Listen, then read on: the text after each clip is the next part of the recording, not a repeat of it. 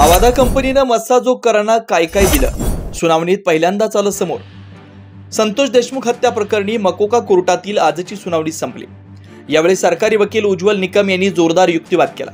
Cut रचून संतोष देशमुखांची हत्या झाल्याचं निकम यांनी म्हटलं। 8 डिसेंबरला हॉटेल तिरंगामध्ये विष्णू चाटे, सुदर्शन घुले यांच्यात बैठक झाली। यावेळी खंडणी प्रकरणात देशमुख आडवे येत असल्याचं म्हणत त्यांना धडा शिकवा असं चाटेंनी सांगितल्याचं निकम म्हणाले। खंडणी प्रकरणात वाल्मिक कराडचा सहभाग असल्याचंही यावेळी निकम यांनी कोर्टात म्हटलं।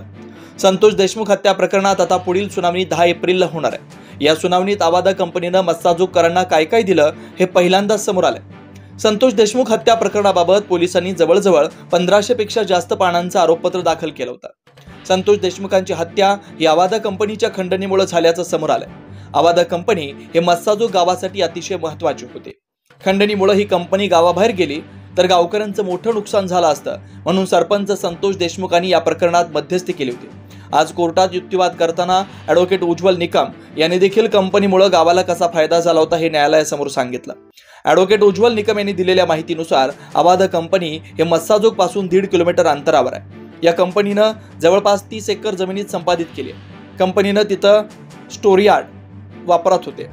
जागेच्या बदल्यात आवादा कंपनीनं करारानं ज्या शेतकऱ्यांच्या जमिनी ताब्यात घेतल्या त्या बदल्यात त्यांना वर्षाला 50,000 रुपये आणि घरातील एका व्यक्तीला नोकरी देणार होते। आवादा एनर्जी प्रकल्पाचे मॅनेजर शिवाजी थोपटे यांना सुदर्शन घुले आणि त्यांच्या साथीदारानं याच वॉचमन समोर 2 कोटी रुपयांची खंडणी मागितली।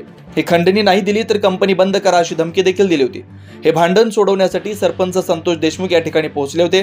कंपनी बंद करू नका, लोकांना रोजगार मिळू द्या असं सुदर्शन घुले आणि त्यांच्या साथीदारांना सरपंच देशमुख म्हणत होते।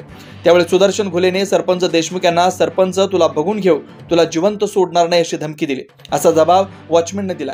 आवादा एनर्जी प्रायव्हेट लिमिटेड या कंपनीनं मस्साजोग तालुका केज जिल्हा बीड येथे पवनचक्कीच्या माध्यमातून वीज निर्मिती करण्याचा प्लांट उभारलाय। सदर प्लांटमध्ये कंपनीची एकूण 300 ते 350 कोटी रुपयांची गुंतवणूक केली।